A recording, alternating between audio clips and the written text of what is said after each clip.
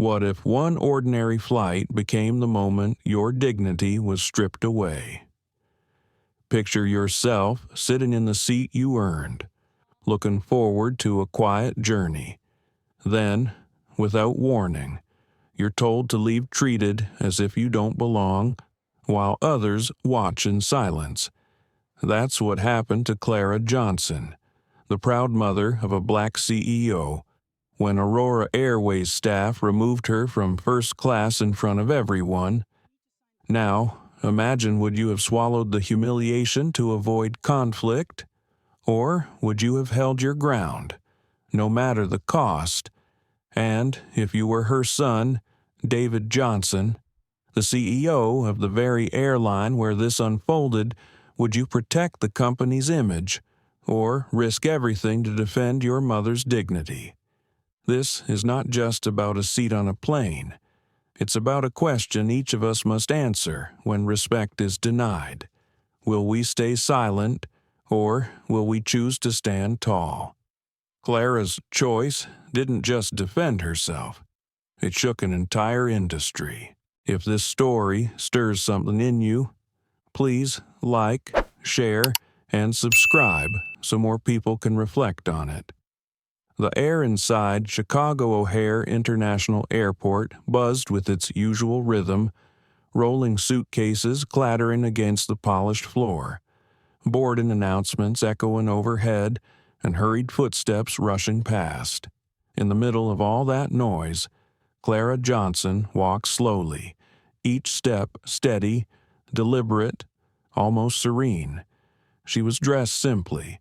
A faded wool cardigan hugged her shoulders, the kind of cardigan that had been mended more than once but carried the warmth of years. Her slacks were modest, slightly worn at the hems.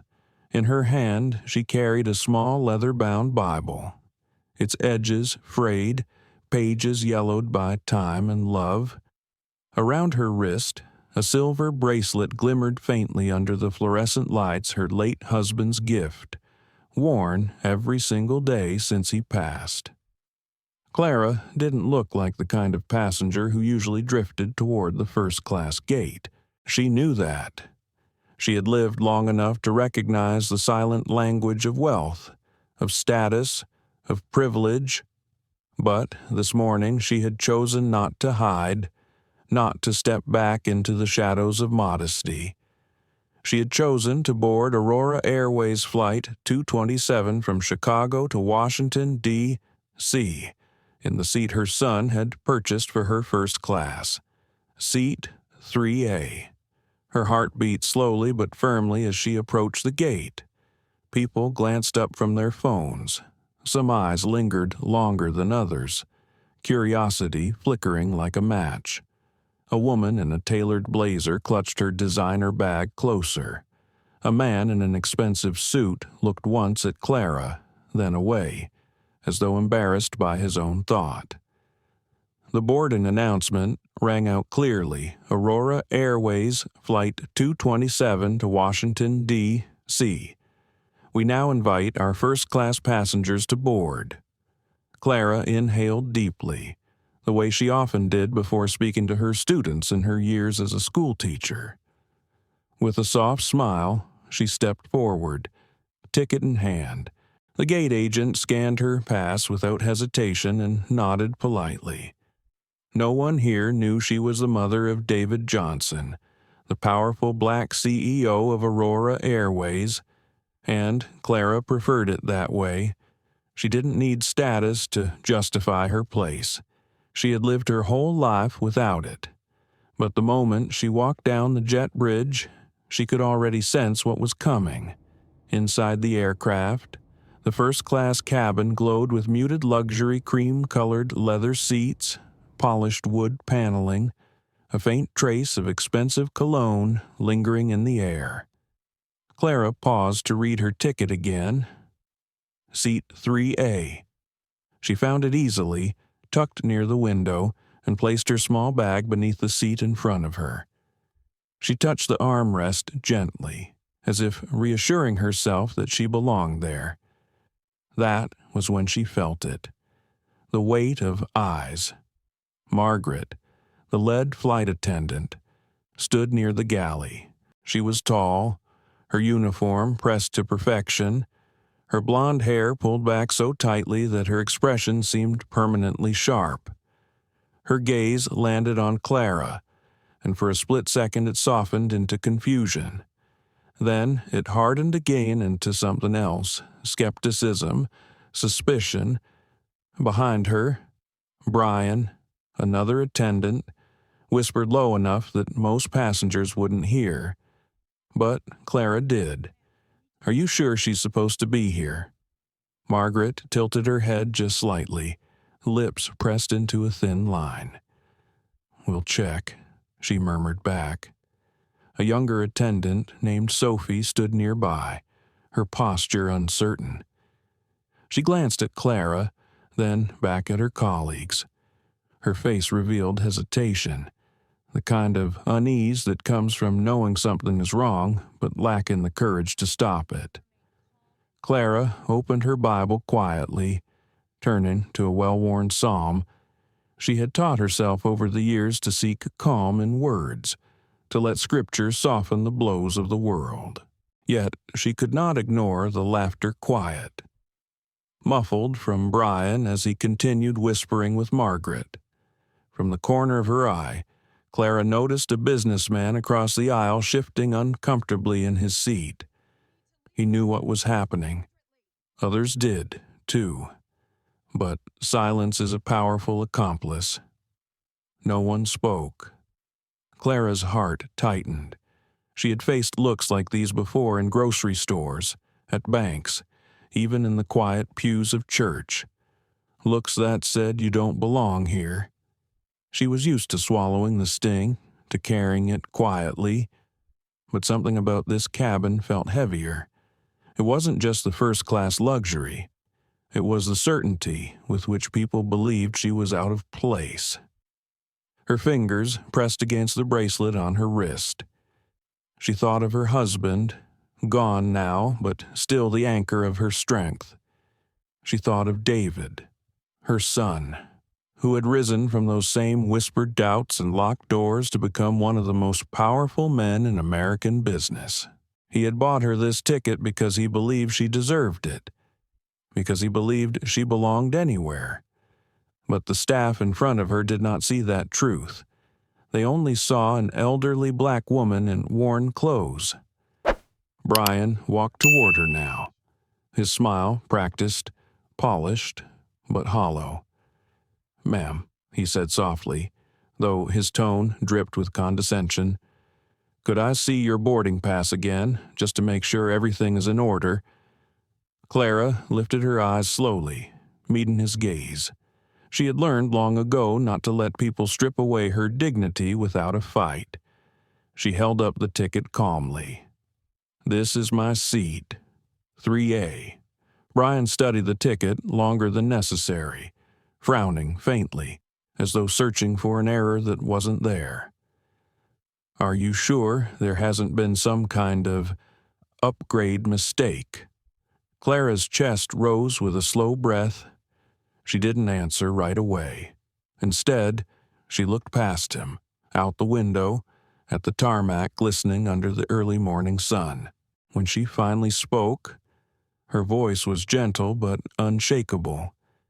"There's no mistake. I belong here." Her words hung in the air, heavy enough to silence Brian for a moment. But across the aisle, Margaret's cold voice cut through. "Let's verify with her ID as well, just to be safe." The businessman shifted again. Sophie bit her lip, clearly uncomfortable, yet no one spoke for Clara. Clara closed her Bible and folded her hands in her lap. Her heart was steady, her spirit calm. But inside, an old familiar ache returned. She knew this flight would not be the peaceful journey she had hoped for. Something was building, something she had endured before but would not escape today. As she pressed her palm against the silver bracelet, Clara whispered to herself, almost like a vow, "They don't know who I am, but they will." The cabin hummed with the low murmur of passengers, the clinking of glasses, the faint rattle of overhead bins closing. But beneath it all, an invisible storm was already brewing, one that would shake not only this flight, but the entire foundation of Aurora Airways. Clara kept her eyes fixed on the window as the boarding process continued. One passenger after another entered the cabin, each carrying themselves with the quiet confidence of those accustomed to luxury. The sounds of polite greetings, rolling luggage wheels, and the click of expensive shoes against the floor blended into a rhythm she had never been part of before. Yet she sat silently, her hands folded over her Bible, a small island of calm in a sea of scrutiny. The attendant's whispers were not lost on her. She had learned long ago how to pick words out of the hum of conversation, especially when those words carried weight against her. Margaret's voice was crisp, like the snap of ice.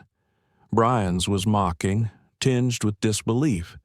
Sophie's was the softest, the kind that held back rather than struck directly, but silence could cut too. Clara had lived through decades of silences like that. Her mind slipped back to another time, another place.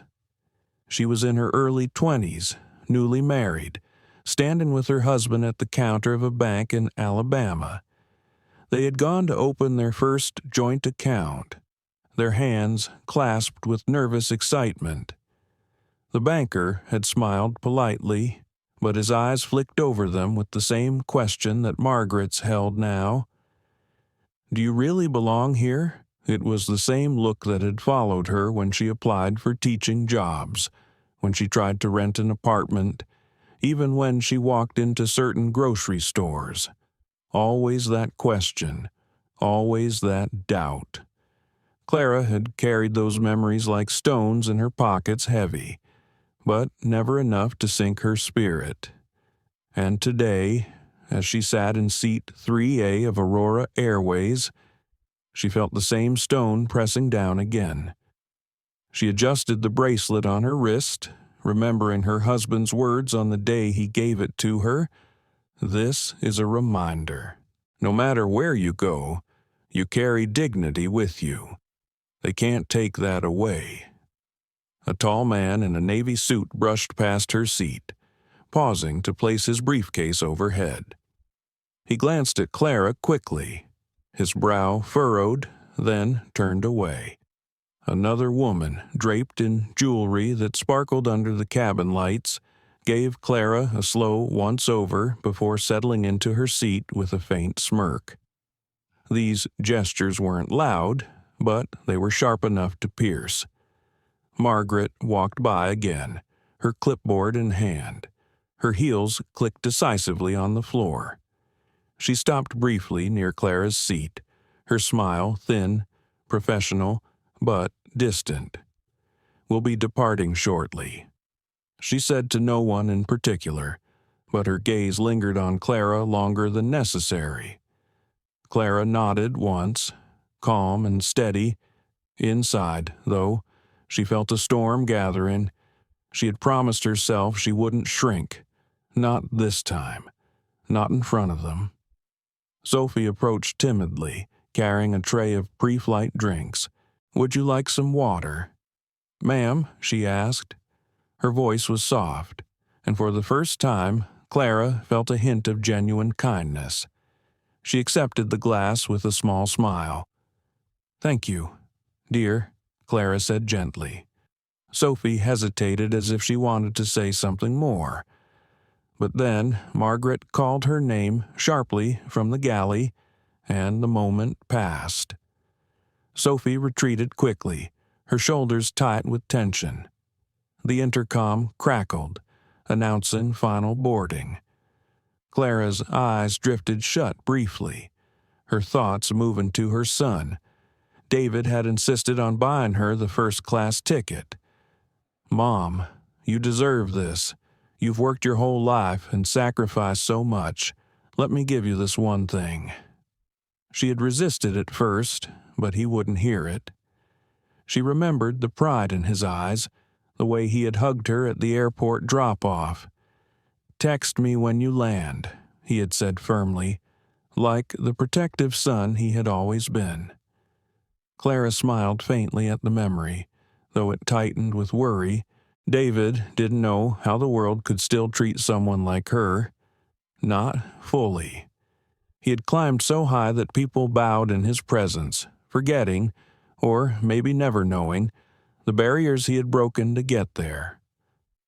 Clara thought of him as a boy, sitting at the kitchen table with books spread out, determined to learn, determined to rise. She had stayed up with him through countless nights, quizzing him on history, correcting his math, encouraging him when the weight of being different threatened to crush him. She had told him again and again, "You are enough. You are worthy." He had carried those words into every room he entered, every board meeting, every headline, and now here she sat, carrying them too. But even as her heart swelled with pride for her son, her chest tightened with a question. What will he do if he learns about this? She knew his temper, his sense of justice. He would not stay silent, but sometimes silence, painful as it was, protected peace. She wasn't sure which choice was right anymore. The boarding door closed with a final thud. The engines hummed alive, a steady vibration flowing beneath her feet. Passengers settled into their seats, buckling belts, adjusting headrests. Clara exhaled slowly, steadying herself for the hours ahead. Margaret returned once more, her eyes narrowing as she scanned the cabin. She stopped at Clara's row again. "Ma'am," she said, her tone polite but clipped. "May I see your ticket one more time? We've had some seating irregularities." Clara's fingers tightened slightly around the Bible in her lap. She lifted the boarding pass again without hesitation.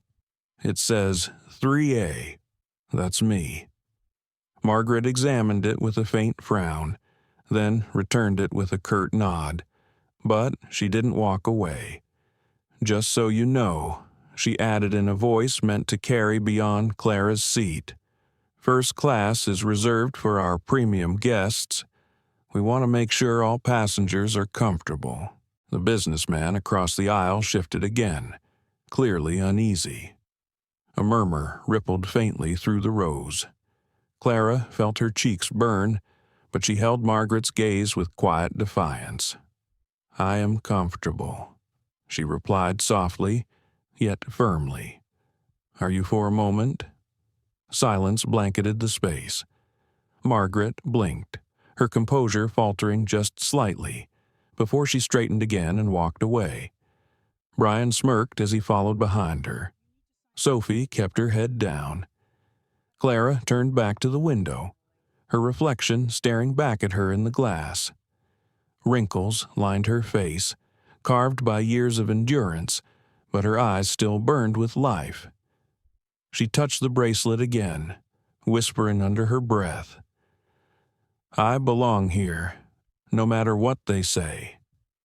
The engines roared louder as the plane prepared for takeoff. Around her, conversations rose and fell. Laughter trickled from one corner, and champagne glasses clinked. But inside Clara's heart, the storm pressed harder. Each glance, each whispered doubt piling onto her spirit. She prayed silently for strength not just for herself, but for every person who had ever been told they didn't belong. As the plane lifted into the sky, Clara closed her eyes, holding on to that prayer. She did not yet know how this flight would end, but she knew one thing with certainty. This was not just another journey. It was the beginning of something larger, something that would reach far beyond seat 3A, beyond the cabin, beyond even Aurora Airways itself. The plane had reached cruising altitude, and the cabin lights dimmed to a soft golden glow. The hum of the engines settled into a steady rhythm, a kind of lullaby for those used to comfort. Yet, for Clara Johnson, there was no comfort. Her body rested against the plush leather of seat 3A, but her spirit braced itself as if standing against a storm. Margaret reappeared from the galley, her heels clicking in sharp beats against the aisle. With her came the quiet authority of someone who believed she was the keeper of the order in this small kingdom called first class. She glanced down the rows, her eyes narrowing as they landed once again on Clara. Brian trailed behind her, carrying a tray of warm towels. His smirk hadn't faded since boarding. Sophie followed last, her steps hesitant, her face pale as if she were carrying a secret she was afraid to tell. Margaret stopped at the row ahead of Clara, offering towels to a couple dressed in sleek business attire. Her smile there was easy, practiced, almost warm. Then she turned, stepping to Clara's seat with the same gesture, but her tone hardened. "Towel, ma'am," she asked. Though it came out more like an accusation than an offer, Clara accepted it with grace, nodding politely. "Thank you." Margaret's gaze flicked to the Bible resting on Clara's lap, then to the cardigan with its worn elbows. Something in her eyes sharpened, as if confirming a judgment she had already made. She turned briskly to Brian. "Double-check her ticket again," she murmured under her breath, but not quiet enough. Brian leaned closer to Clara, his voice low but edged with mockery. "Ma'am, we just want to make sure everything's correct. Sometimes mistakes happen." Clara's hands tightened around the towel. She had already shown her ticket twice, but she reached calmly into her small handbag, pulled it out again, and handed it over. Her dignity remained intact, though her patience strained. Brian examined the slip with exaggerated care, as if searching for invisible flaws. Finally, he handed it back. "All right," he muttered, but the smirk remained. The passengers around them noticed. A woman across the aisle glanced over her magazine, lips pressed together but silent. A man further down adjusted his tie and looked out the window, as though distance might absolve him of involvement. Silence, always silence, wrapped around Clara like a second skin, as painful as the words themselves. Sophie lingered a moment longer, her eyes darting between Clara and her colleagues. She opened her mouth slightly, as if to speak, but then Margaret's sharp voice cut across the aisle. "Sophie, the champagne." The young attendant closed her mouth quickly, turned, and obeyed. Clara saw the conflict in her eyes, but conflict without courage was still surrender. Clara leaned back in her seat, exhaling slowly. She thought of David again, her son who had built entire empires with resilience sharper than steel. What would he say if he saw her now? He had fought too hard, sacrificed too much, for his mother to be humiliated this way. She imagined the fury in his voice, the way he would demand accountability, but she wasn't sure if she wanted him to know. Not yet. The drink service began. Crystal glasses clinked as Sophie handed them out, her smile thin but kind. Margaret and Brian moved swiftly through the rows, serving passengers with polished efficiency. When they reached Clara's row, Brian paused, holding the bottle of champagne with deliberate hesitation. He looked her over once, then asked with mock courtesy, "Would you prefer water instead?" The question struck the air like a slap. Clara felt her cheeks warm, but she lifted her chin. "Champagne will be fine," she said softly. Brian poured the glass, his smirk widening as if daring her to spill her dignity. He placed it on her tray table with unnecessary force, the crystal clinking sharply. Margaret gave a brief nod, approving his action without words, before moving on. Clara lifted the glass slowly, her hands steadied despite the tremor she felt inside. She took a small sip, tasting not the luxury of the drink but the bitterness of being singled out. Her thoughts drifted back to the classrooms where she had once taught. She remembered the wide eyes of children who looked to her not just for knowledge, but for protection. She had told them again and again, "You are worth more than they say. Never let the world convince you otherwise." And yet here she was, years later, forced to remind herself of those same words. Sophie returned quietly to clear trays. When she leaned toward Clara, her voice dropped to a whisper. I'm sorry," she said quickly, her eyes darting to Margaret. "This isn't right." Clara met her gaze with a small, knowing smile. "It rarely is," she whispered back. Sophie hesitated, then nodded slightly before hurrying away. The cabin settled into a hushed rhythm.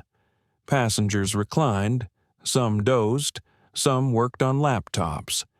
Margaret disappeared into the galley with Brian, their voices low but edged with laughter. Clara closed her eyes briefly, letting the vibration of the engine steady her, but then came the announcement. Margaret's voice rang out from the intercom, clear and commanding. "Ladies and gentlemen, please ensure your seatbelts are fastened. We'll be experiencing some mild turbulence." Clara buckled her belt calmly. The plane shuddered gently as it cut through a patch of unstable air. The lights flickered for a moment, then steadied. When Margaret and Brian returned to check the cabin, Margaret stopped once more at Clara's row. She bent down slightly, her voice soft but cutting. "Ma'am, just so you understand, first class is designed for passengers who match a certain expectation. If there's been a mistake, we need to correct it before landing." The words burned deeper than any turbulence. Clara's lips parted, but she held them closed. She would not give Margaret the satisfaction of seeing her flinch. Instead, she looked her straight in the eye and said quietly, "The only mistake is assuming I don't belong." For a moment, Margaret's composure cracked. Her jaw tightened, and her eyes narrowed. Then she straightened, gave a curt nod, and walked away. The tension in the cabin thickened. Passengers shifted, whispering quietly, yet still no one intervened. Clara felt the silence more than the insults. Silence was consent, and it stung worse than any spoken word. She leaned back once more, pressing her palm against her bracelet. The storm inside her swirled heavier now, a mix of sorrow, anger, and resolve. She whispered under her breath, barely audible even to herself, "Hold steady. The truth always rises." Outside, the sky stretched endless and blue. Inside, the walls of first class closed in like a cage. Clara's journey was no longer just about reaching Washington, D.C. It was about surviving this silent battlefield where dignity itself was on trial. The hours in the air stretched on, and though the hum of the engines never changed, the atmosphere in first class had grown heavier. Clara Johnson sat still in seat 3A, her eyes calm but her spirit restless. She had been stared at, questioned, whispered about, but she had not been moved. Still, she could feel the weight of judgment pressing down like an invisible hand against her chest. Margaret returned from the galley with a clipboard in hand. Her lips pursed as though she carried out a mission of grave importance. She stopped at Clara's row once again, her presence towering like a shadow. "Ma'am, she said, her voice cool. "I'll need to see a photo ID this time. Just procedure." Clara lifted her chin slowly. "You've seen my boarding pass 3 times already," she answered. Her voice was soft, but each word carried a firmness that Margaret did not expect. "Boarding passes can be misprinted," Margaret countered, her eyes sharp. "We need to ensure everything is in order. First class is selective." Brian leaned casually against the seat across the aisle, his grin careless and mocking. "Don't take it the wrong way, ma'am. We just like to keep things consistent." His tone made it clear he wasn't talking about seating arrangements. The words hung in the air like smoke. Passengers shifted in their seats. One man cleared his throat as if he might speak, but then he pressed his lips shut, retreating into silence. Sophie stood a few feet away, her tray held tightly, her knuckles white. She looked as though she might step forward, but her body froze under Margaret's authority. Clara reached calmly into her bag and pulled out her wallet. She slid her driver's license free and held it out. Her hand did not shake. Margaret took it, studying the photo longer than necessary, as if searching for proof of her doubt. Finally, she handed it back with a curt nod. "Thank you," she said, but there was no gratitude in her tone, only the cold triumph of someone who thought they had established control. Clara slipped the ID back into her wallet, her face serene. Inside, though, memories churned years of being questioned, of being treated as less, of being told subtly and openly that she did not belong. She thought of the grocery line where the cashier checked her bills twice.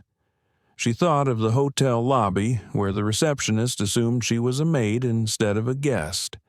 Now, here, in the supposed luxury of first class, she faced it again. The tension did not end there. When the meal service began, Margaret and Brian moved down the aisle with trays of plated salmon and roasted vegetables. Passengers around Clara were served swiftly, their plates set with care, their glasses refilled with wine. When they reached Clara's row, Brian paused, holding a smaller tray. On it sat a cold sandwich wrapped in plastic. "This is what we have left," he said smoothly, though Clara could see the untouched trays in the galley behind him. His smile was a mask, but the intent behind it was clear. A soft murmur rippled through the cabin. Clara lifted her eyes to his. For a moment, the two locked stares, his filled with condescension, hers with quiet fire. She placed her hands gently on her lap and spoke with calm clarity. "That is not what I ordered. My son booked this seat with a first-class meal." Brian's smirk twitched. "Sometimes orders don't carry through the system." Margaret's voice cut in, sharp and final. "If she doesn't want it, she doesn't have to eat." Sophie's face flushed. She opened her mouth as if to protest, but Margaret shot her a glance so cold that she closed it again. Clara looked at the sandwich for a long moment, then back at Brian. Slowly, deliberately, she pushed the tray back toward him.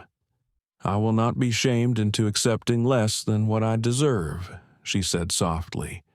Her voice did not waver, though her heart ached with the weight of every eye upon her.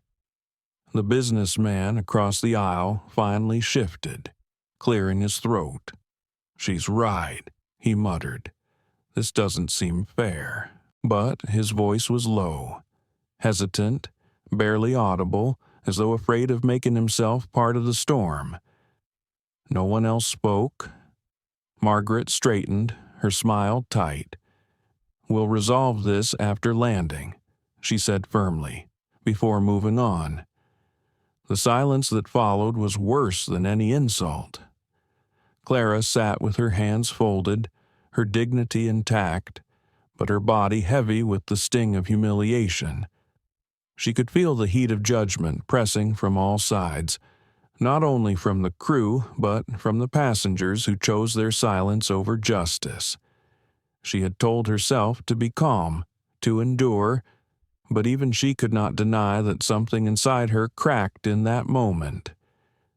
She thought again of David. She pictured his face when he heard of this, the way his jaw would tighten, the way his voice would thunder against injustice. She thought of calling him right then, telling him everything, but her fingers hesitated. Would she burden him with this pain, or would she let it pass, as she had let so many other slights pass before her hand brushed against her bracelet? Her husband's words echoed in her mind. Dignity is not given, it is lived. She drew strength from it, though her throat tightened. Margaret and Brian retreated to the galley, their voices low but their laughter audible. Clara closed her eyes, whispering a quiet prayer under her breath. She prayed for strength, she prayed for clarity, and deep within, though she didn't want to admit it yet, she prayed for justice. The plane rocked gently as it cut through another patch of air. The passengers shifted in their seats, some pulling blankets closer, others adjusting their screens. But Clara remained still, her eyes now open, her gaze steady. She knew this flight would not end in silence, whether she spoke or not, whether David became involved or not. Something was set into motion the moment Margaret demanded her ID and Brian placed that sandwich on her tray. The storm had broken, and it would not pass quietly. The steady rhythm of the engines could not quiet the tension that had thickened in the cabin. Clara Johnson sat straight in her seat, her hands folded over her lap, her Bible resting like a shield of memory and faith. The cold sandwich still sat untouched on her tray table, its plastic wrap glinting beneath the cabin lights like a badge of shame. She would not touch it. She would not allow them that satisfaction. Margaret returned after a while, her presence carrying the authority of someone who believed her decisions were beyond question. She paused at Clara's row again, her eyes sharp, her smile brittle. "Ma'am," she said in a tone loud enough for several rows to hear, "if you cannot comply with the standards of this cabin, we may need to reassign your seat for the remainder of the flight." The words struck the air like a gavel. Passengers turned their heads now, no longer pretending to ignore the tension. Some frowned with discomfort, others looked away quickly, and a few whispered softly to one another. Clara felt every eye, every silence pressing into her, demanding she shrink, but she refused. She lifted her gaze slowly, her voice calm though her heart trembled. "I am sitting in the seat my son purchased. I have complied with every request you have made. The only standard I refuse to accept is being treated as less than anyone else here." Margaret's jaw tightened. "We need to ensure all our premium passengers feel comfortable." Her eyes flicked briefly to the businessman across the aisle, who shifted in his seat but said nothing more. Brian stepped forward, his smirk gone, replaced by a sharper edge. "Maybe you'd be more comfortable in economy? Ma'am, we have open seats there. That way, no one has to feel uneasy." The words were plain, unvarnished. They hung heavy in the air, undeniable in their meaning. Clara inhaled slowly, her chest rising, her spirit bracing against the blow. She had been pushed aside before in her life, asked to move, to step down, to give way, always politely, always under the guise of comfort. She had accepted it in the past to avoid conflict, but not now. She placed her hand firmly on the armrest, her fingers curling around it like a claim. "This is my seat. she said softly but firmly. "I will not move." The silence that followed was deafening. Sophie, standing a few feet away, looked stricken. Her lips parted as if to speak, but again fear pinned her voice down. She glanced at Margaret, then back at Clara, her eyes shimmering with something close to shame. Margaret straightened, her face cold. She tapped her pen against the clipboard in her hand and said, "Very well, we'll have security meet us when we land." She turned sharply on her heel, her heels clicking like the closing of a cell door. The murmurs among the passengers grew louder now. Some exchanged glances of discomfort. Others leaned closer to whisper to their companions. Yet not one stood. Not one raised a voice. Clara felt the sting of that silence more than Margaret's words. She pressed her palm against the silver bracelet on her wrist, the one her husband had given her, and whispered inwardly for strength. The minutes dragged into hours, each one heavier than the last. The turbulence outside had passed, but the storm within the cabin had only grown. Brian returned occasionally, refilling glasses with wine, offering plates of fruit and dessert to other passengers, each gesture punctuated by the deliberate absence of service to Clara. The tray table before her remained bare, but for the unwanted sandwich, its cold presence a reminder of her exclusion. Finally, as the plane began its slow descent toward Washington, D.C., Margaret appeared once more. This time, she did not bother with smiles or clipped politeness. Her tone was curt, final. "Ma'am, I'll need you to gather your belongings. Upon arrival, you'll be escorted off the plane for further verification."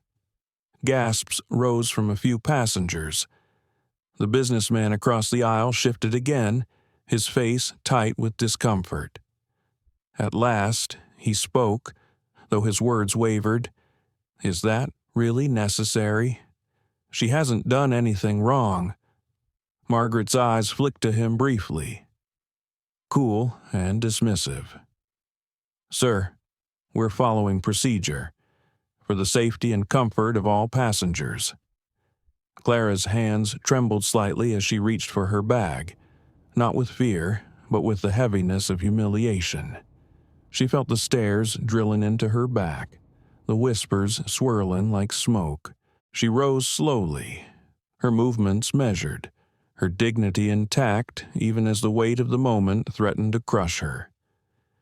As she stepped into the aisle, Brian gestured impatiently toward the rear of the plane. Sophie lowered her eyes, tears glistening as she busied herself with collecting trays. No one else spoke, no one else moved. Clara walked down the aisle, each step echoing like a drumbeat of injustice. She could feel her body trembling, but her spirit stood tall. At the edge of her mind, a voice whispered her husband's, her own, her son's, "You belong. Hold steady." When she reached the curtain separating first class from economy, she paused briefly. She turned her head, her eyes sweeping the silent faces around her. With a voice low but strong, she said, "Remember this moment. Remember the silence." Then she pulled the curtain aside and stepped through. The hush that followed was thick and suffocating. The passengers remained in their seats, bound by the invisible chains of comfort and fear. Margaret and Brian exchanged satisfied glances. Sophie pressed her lips together, her chest rising and falling quickly as though she were holding back sobs. In the economy cabin, Clara found an empty seat near the back. The chair was narrower, the armrest scuffed, the window streaked with fingerprints, but as she settled into it, she felt strangely lighter. The humiliation had been heavy, but it had also clarified something deep inside her. She had endured. She had stood firm, and though the cabin above still buzzed with quiet judgment, her dignity had not been surrendered. She gazed out the window as the city lights of Washington, D.C. began to sparkle beneath the descending plane. Her fingers pressed once more against her bracelet, and she whispered softly, "David, my son, you will know, and when you do, justice will follow." The landing was smooth, but Clara Johnson's spirit carried turbulence that no calm descent could erase. The wheels touched down on the runway with a soft screech, and the familiar announcement echoed through the speakers. "Welcome to Washington, D.C. Local time is 6:45 p.m. For most passengers, the words meant relief, the end of a long journey. For Clara, they carried the weight of humiliation that had been forced upon her in the skies. She remained seated as the plane taxied to the gate, her eyes fixed on the lights shimmering outside. Passengers around her unclipped their belts, stretched their arms, and reached for bags in the overhead bins. The chatter grew louder, a crescendo of plans, meetings, and dinners awaiting them in the capital. Clara heard every word, but none of it touched her. She was still standing at the invisible line that Margaret and Brian had drawn, still hearing the silence of strangers who had witnessed her humiliation and said nothing. The flight attendants busied themselves for arrival. Margaret's voice rang out again, polished and professional, as if nothing had happened. "We'll be arriving at the gate shortly. Please remain seated until the seatbelt sign is off." Brian chuckled at something she whispered, his tone light, casual, unbothered. Sophie, however, moved stiffly, her eyes downcast, her hands fumbling slightly as she gathered items from the galley. Clara closed her eyes briefly. She prayed for calm, not for herself alone, but for the strength to face what came next. She knew this story was not over. She had been humiliated publicly, forced from the seat her son had given her, and now she carried the decision of whether to remain silent or to speak. Silence had been her shield many times before, but this time it felt heavier, more dangerous. When the seatbelt sign finally clicked off, passengers surged forward, reaching for their bags. Clara waited, unhurried. She did not want to be swept into their rush. She gathered her bag slowly, slid her Bible inside, and rose from the narrow seat in economy. The air smelled faintly of stale coffee and recycled air, but she carried herself with dignity, her back straight, her steps measured. As she entered the jet bridge, she felt eyes on her again, passengers glancing back, attendants whispering quietly behind her. She ignored them. The humiliation still burned, but she would not allow them the victory of seeing her crumble. In the terminal, she found a quiet bench near the windows and sat down. The airport buzzed around her, families reuniting, business travelers rushing, announcements echoing overhead. Clara placed her hands in her lap and stared at the bracelet on her wrist, the silver glinting faintly under the fluorescent lights. She thought of her husband again, of his unyielding belief in dignity, of his reminder that no one could strip her worth. Yet even with his memory close, the ache in her chest remained. Her phone buzzed. It was a message from David Landed yet. "Mom, how was the flight?" Clara stared at the words, her heart tightening. She could respond with the simple answer he expected. Yes, landed safely, and bury the truth. She had done it before, hiding wounds to protect him, to protect herself from reliving the pain. But as her thumb hovered over the keyboard, she felt the crack widening inside her. This silence, if she chose it again, would not only be her burden, it would become her son's too. Her fingers trembled as she typed, "I landed," I need to tell you something important." Moments later, her phone buzzed with an incoming call. David's voice filled her ear, deep and steady, though tinged with worry. "Mom, what's wrong?" Clara's throat tightened. She drew in a breath, steadying herself. The flight wasn't what you hoped it would be. "What do you mean?" His tone sharpened instantly. She hesitated, glancing around the busy terminal, as though the truth itself might draw stares. Then she said softly, "They made me leave first class. David, they said I didn't belong. They questioned me, mocked me, gave me a sandwich while everyone else ate dinner. They humiliated me." There was a pause on the line, a silence so heavy she could almost hear the storm building in his chest.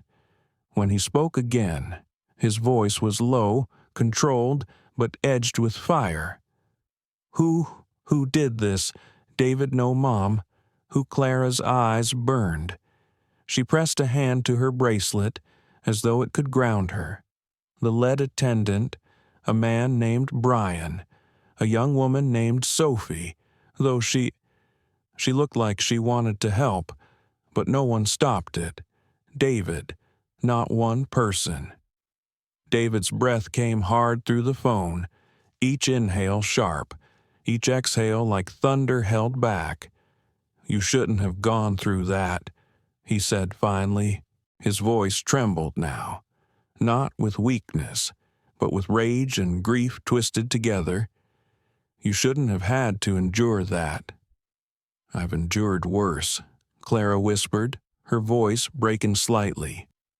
"But this felt different. Maybe because you gave me that ticket. You wanted me to feel honored. Instead, they tried to strip that away." There was silence again, heavier this time. Then David's voice returned, steady but fierce. "They don't know who they were dealing with. They don't know you are my mother.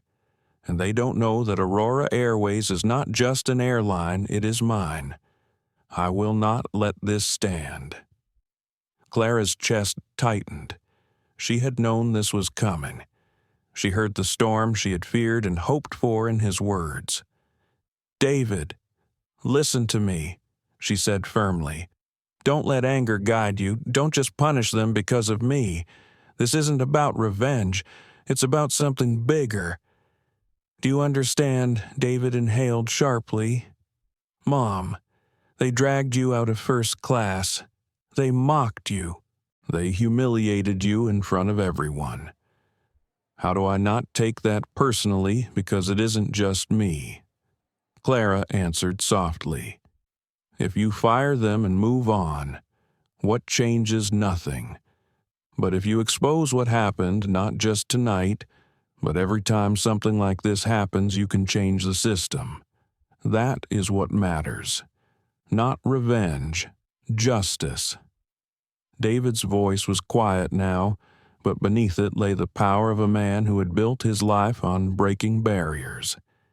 "You're asking me to be patient when every part of me wants to burn it down." Clara's lips trembled into a faint smile. "I'm asking you to be my son, the man who fights for more than himself." For a long moment, there was silence between them. Then David exhaled, his breath steadying. "All right, Mom, I'll do this the right way, but I promise you, they will answer for what they did." Clara closed her eyes, tears slipping down her cheeks, though her heart felt lighter. "That's all I ask." When she hung up, she sat quietly in the terminal, the hum of the airport fading into the background. She knew the storm was coming now, not in her own hands, but in David's. She prayed it would not only bring justice for her, but change for all who had ever been told they did not belong. The morning light over Washington, D.C. spilled into David Johnson's office, but there was no warmth in it for him. He had been awake most of the night, pacing the length of the tall windows, staring out at the city he helped shape, the company he had built, and the dream that his mother had inspired. But the dream was tarnished now, and every thought of Clara sitting alone in economy, stripped of her dignity, lit another fire in his chest. By sunrise, David had already summoned his executive team for an emergency meeting. He sat at the head of the long oak conference table, his suit immaculate but his jaw clenched, his eyes burning with determination. Around him, senior managers shuffled nervously, sensing this was no ordinary briefing. The air in the room was heavy, the kind of silence that comes before a storm. David began without pleasantries. Last night, on an Aurora Airways flight from Chicago to Washington, a passenger was humiliated, degraded, and forced out of first class because of the color of her skin. His voice was low but sharp, each word deliberate. That passenger was my mother. Gasps rippled through the room. A few executives shifted uncomfortably. Others lowered their eyes. They had all read the initial incident report filed blandly as a seat verification misunderstanding. None had expected it to be connected so closely to the man leading the meeting.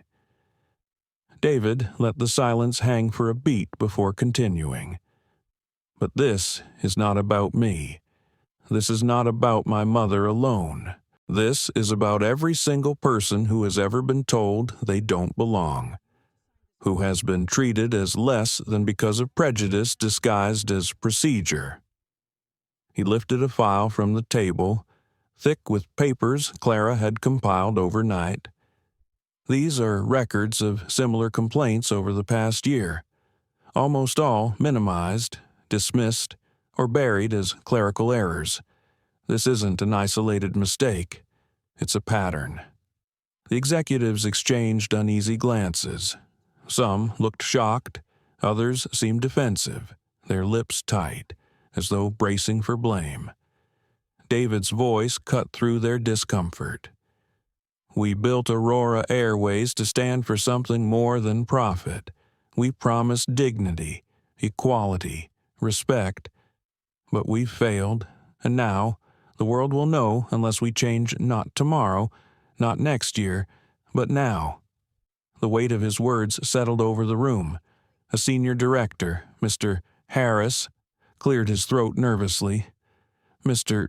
Johnson, I don't think the situation is as severe as you're presenting. Surely, this is just a matter of a few employees exercising poor judgment. David's palm slammed against the table, startling everyone.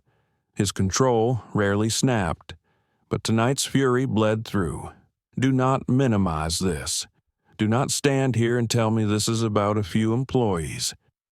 My mother was forced from her seat because she didn't look like she belonged. Do you understand how deep that cuts to her, to me, to every black passenger who has ever been second-guessed? This is not poor judgment. This is systemic. Harris shrank back, his cheeks flushing red. The rest of the room stayed silent, the truth hanging heavy in the air. David leaned forward, his voice lowering again but no less intense. I will not allow Aurora Airways to become a symbol of hypocrisy. If we say we value people, then we must prove it. Starting today, this company is changing. Before anyone could respond, the doors at the far end of the conference room opened quietly. Clara stepped inside. She wore the same simple clothes from the flight, her tracksuit neat but unpretentious. She carried no designer bag, no entourage, only her quiet dignity. Yet, the moment she entered, the atmosphere shifted. Executives straightened in their chairs, whispers died mid-breath, and every eye turned toward her. David rose immediately, his expression softening for the first time that morning. He walked to her side, offered his arm, and guided her to the center of the room.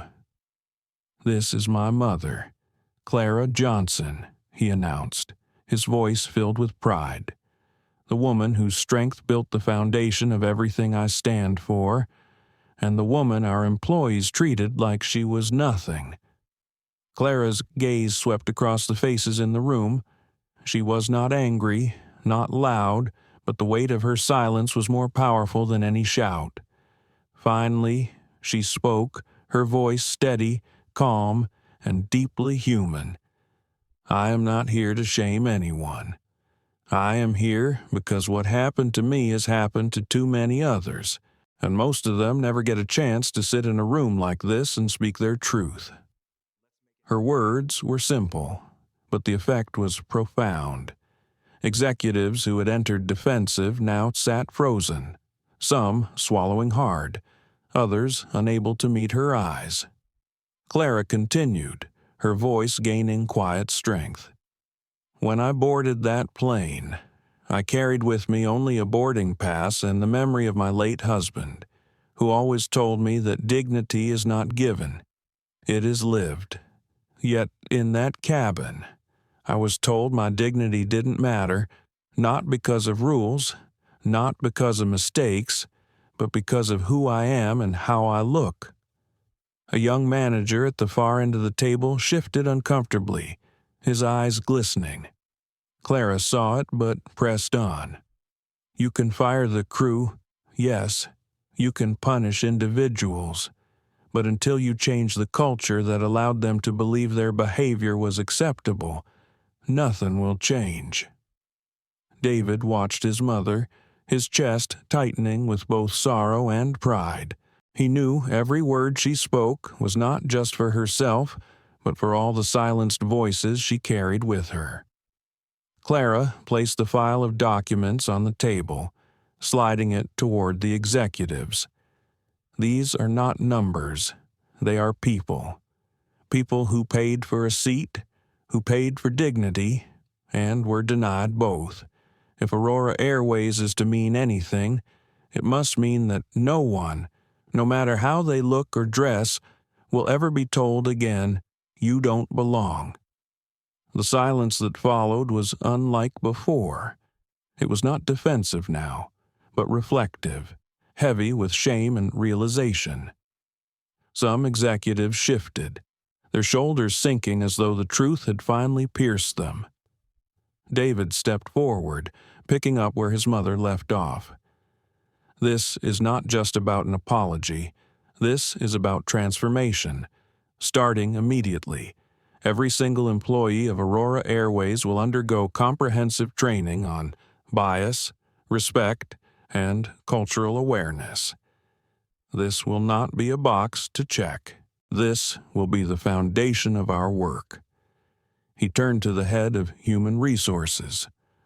"All evaluation metrics will change.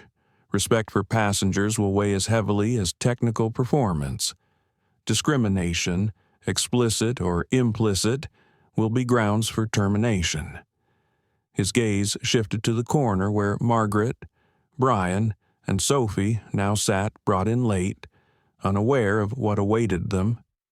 Margaret's usual polished confidence cracked, her face pale.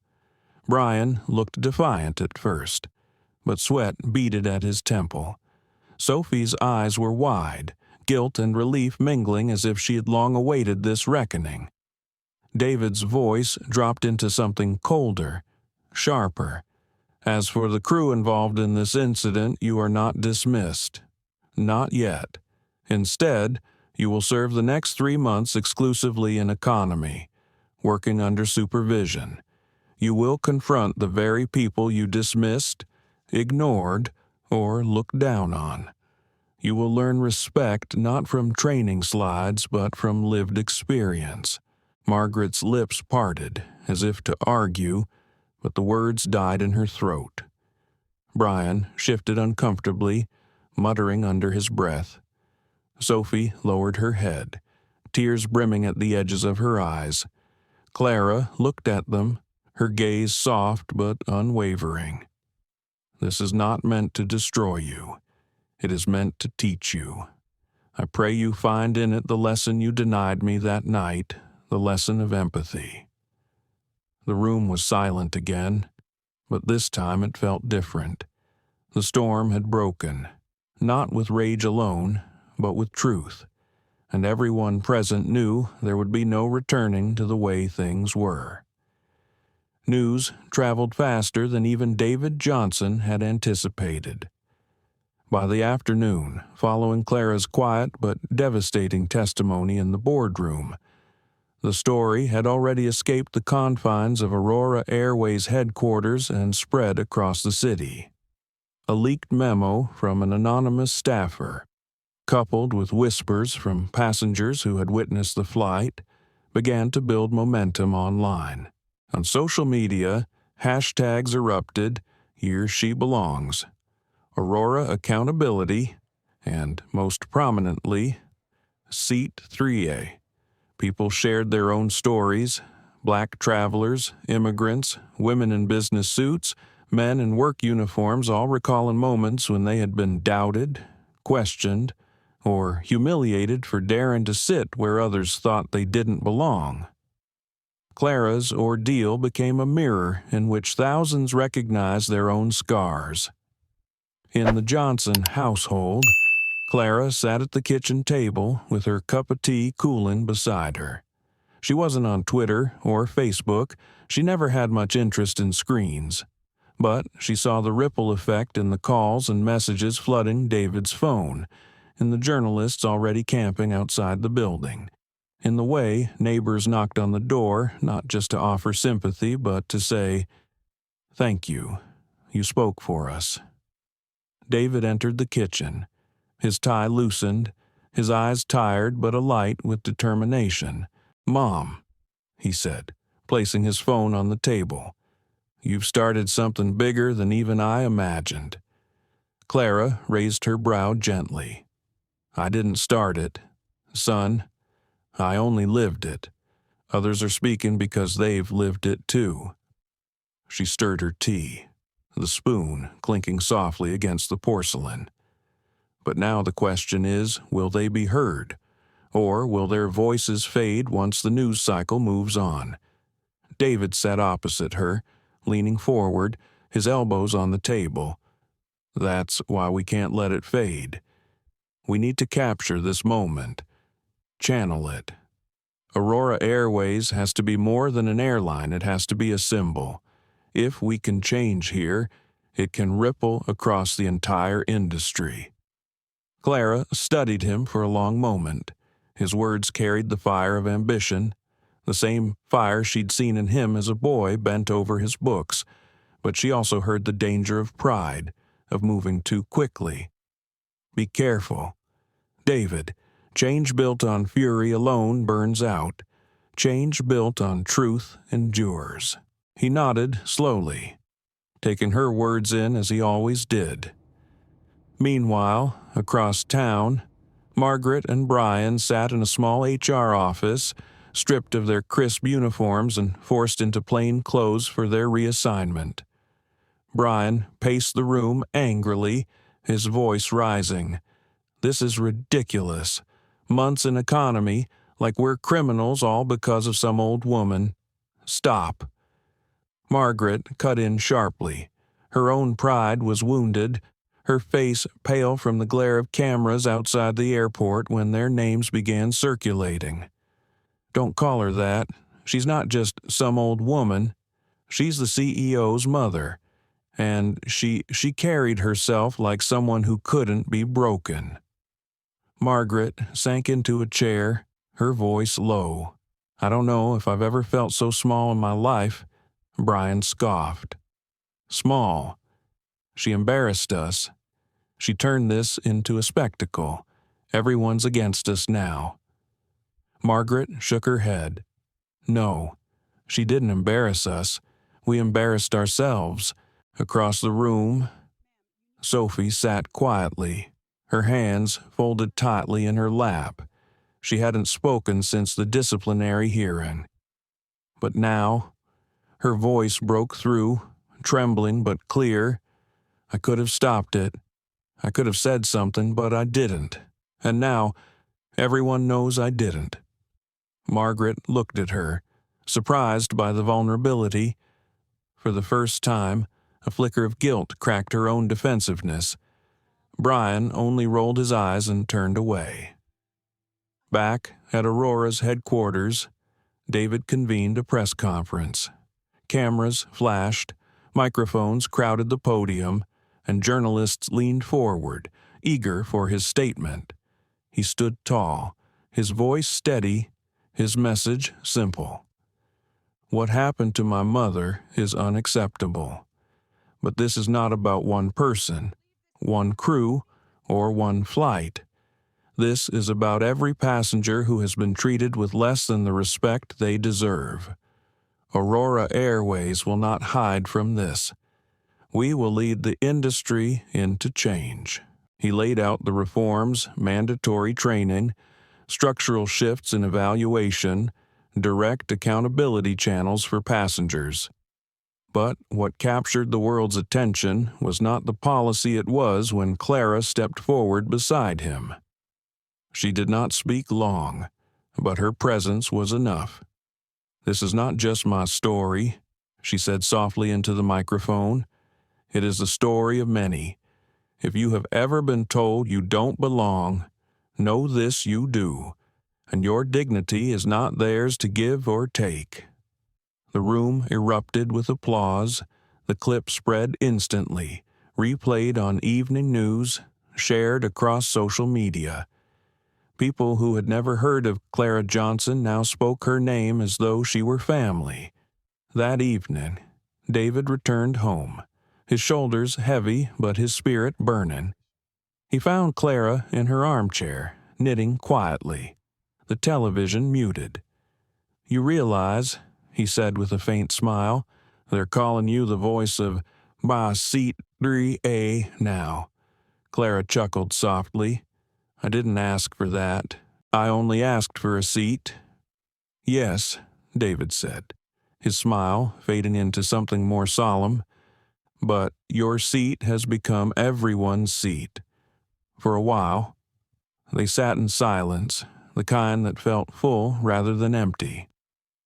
Clara's hands moved steadily with the knitting needles, while David stared into the middle distance, already thinking of the work ahead. Somewhere across the city, Margaret lay awake in her small apartment, staring at the ceiling, replaying every word Clara had spoken in the boardroom.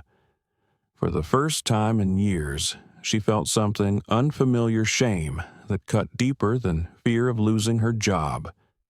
Brian, in contrast, ranted on the phone to anyone who would listen, but his words rang hollow, even to himself.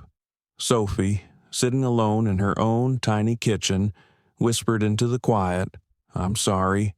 The ripple had begun, and Clara knew, as she folded her knitting and set it aside, that this was only the beginning of something far larger than her. The seat she lost had opened a door for thousands to claim their place. The days that followed were unlike anything Clara Johnson had experienced in her long life. What began as a humiliating flight had transformed into a movement. The story of Seat 3A was no longer hers alone. It belonged to every person who had carried the sting of being told they didn't belong. Television anchors replayed her calm words at the press conference, marveling at the poise of a woman who never raised her voice, yet commanded a room. Newspapers carried headlines that read Aurora CEO's Mother Sparks Industry Reckoning and Seat 3A the Symbol of Dignity. Talk shows invited civil rights leaders, cultural critics, and ordinary travelers to share their own stories. Clara's quiet defiance had lit a flame, and the world was feeding it. Inside Aurora Airways headquarters, David Johnson worked day and night, balancing the demands of leadership with the personal weight of being a son. He fielded interviews, drafted reforms, and built partnerships with advocacy groups. He knew the company's survival depended not on bearing the scandal, but on transforming it into a turning point. Yet, beneath the spotlight, Clara remained the center. Letters arrived at the Johnson home, some handwritten, others printed emails that David's staff forwarded to her.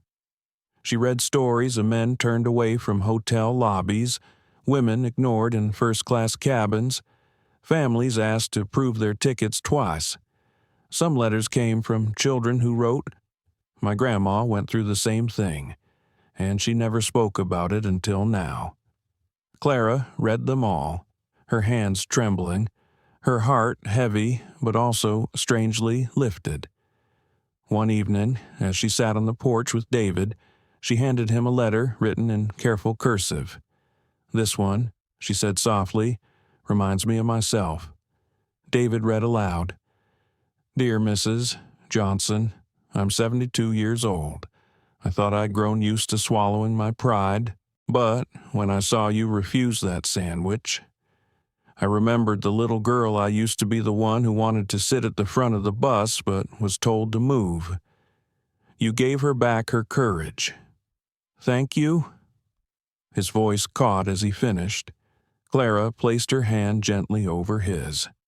"You see, son, this is bigger than us, bigger than Aurora. This is about the silent ones finally finding words." Meanwhile, the airline industry was watching closely.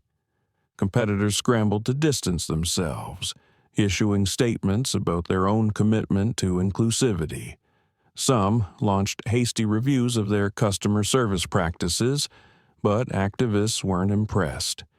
They pointed to Aurora, not as a cautionary tale, but as the first airline to confront the issue head-on. The Federal Transportation Board announced an inquiry, citing Clara's case as evidence of systemic discrimination in air travel. Lawmakers began drafting proposals for stricter accountability standards. Journalists called it the Aurora effect, but not everyone welcomed the change. A vocal minority of critics argued that the story was being exaggerated, that Clara had received special treatment because of her son's position. Online threads buzzed with debate.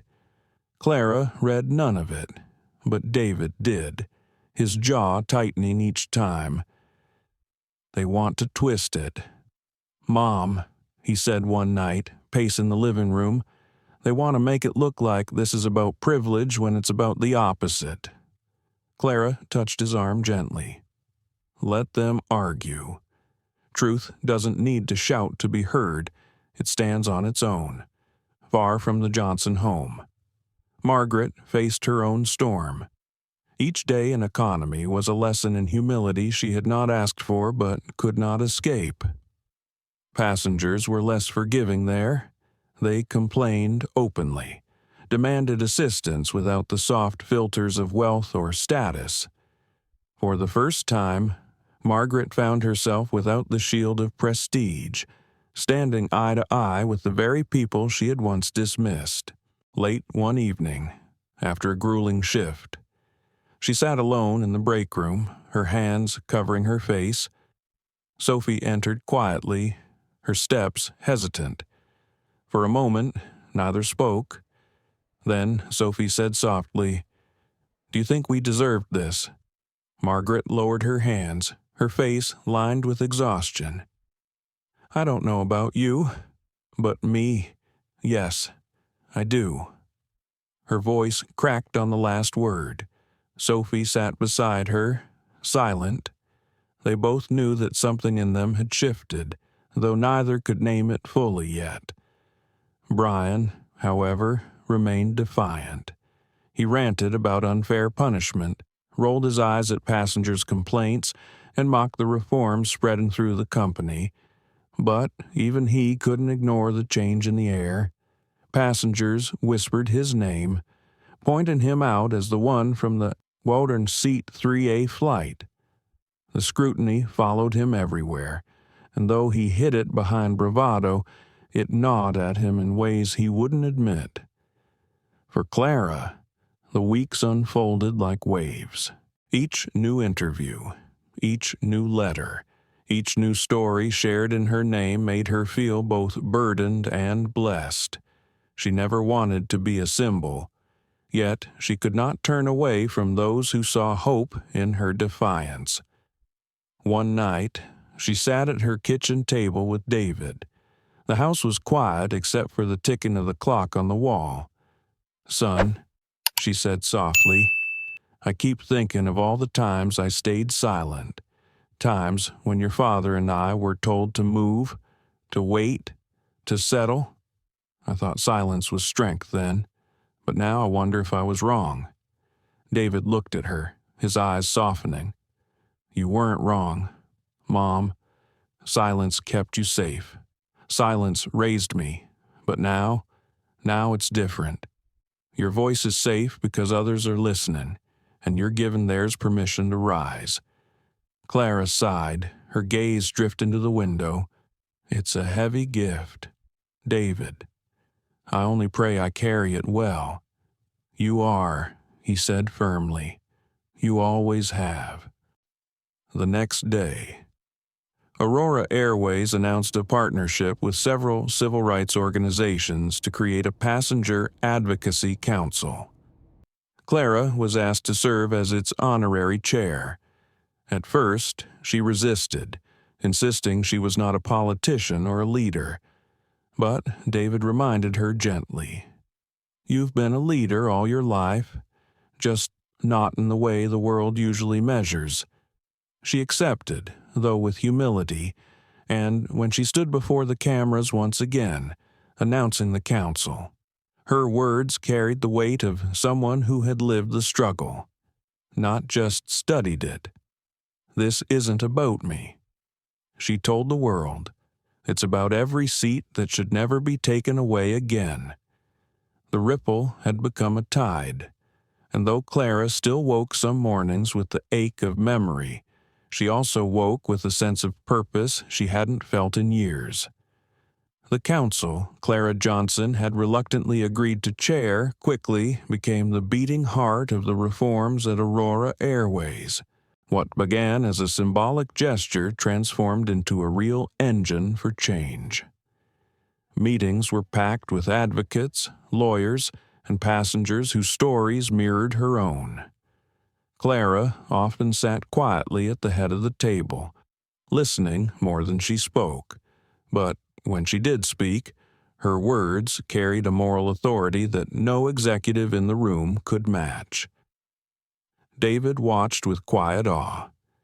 He had always known his mother was strong, but seeing her command rooms filled with leaders and policymakers reminded him of the late nights at their kitchen table when she taught him history, courage, and dignity. Now, she was teaching the world. Yet, as the movement grew, so did the backlash. Newspapers ran op-eds claiming Aurora was bending too far, pandering to activists. Pundits on talk shows dismissed Clara as an overprotected CEO's mother who got special treatment. Online, critics mocked the reforms, posting comments like, "First-class seats are for paying customers, not pity projects." David read them, fury burning in his chest, but Clara remained calm. "Let them talk," she told him one evening as they shared a meal at home. "Every movement meets resistance. The question is not what they say, it's what we choose to do anyway." Her calm only sharpened David's resolve. Meanwhile, in the training rooms of Aurora Airways, the real reckoning was unfolding.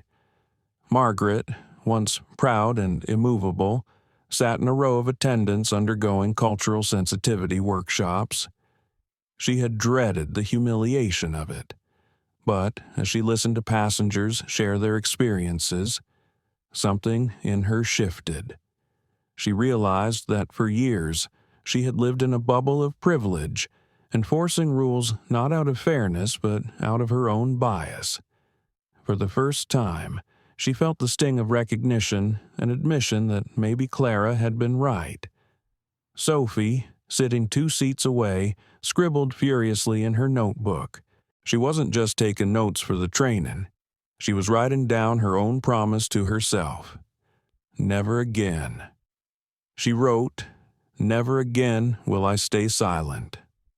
Brian, however, leaned back in his chair, arms crossed, rolling his eyes.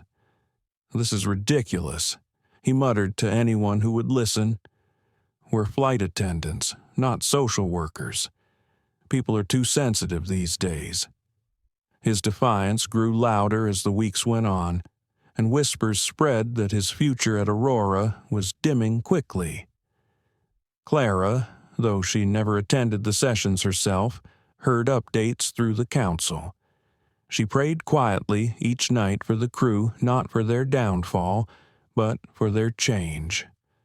"Lord," she whispered, "open their eyes. Let them see the dignity they tried to deny." One afternoon, weeks after the council had launched, Clara was invited to speak at a national aviation summit.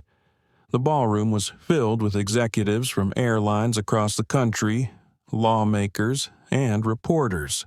She stepped up to the podium slowly, leaning slightly on her cane, but her voice carried with unwavering strength.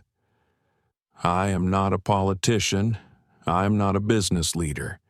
I'm simply a woman who bought a ticket, sat in a seat, and was told she didn't belong." She began. "What happened to me was not unique. That is the tragedy.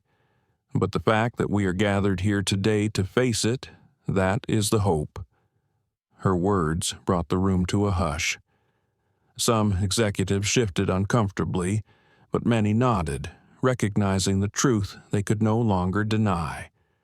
Clara finished with a plea that resonated far beyond the walls of the summit.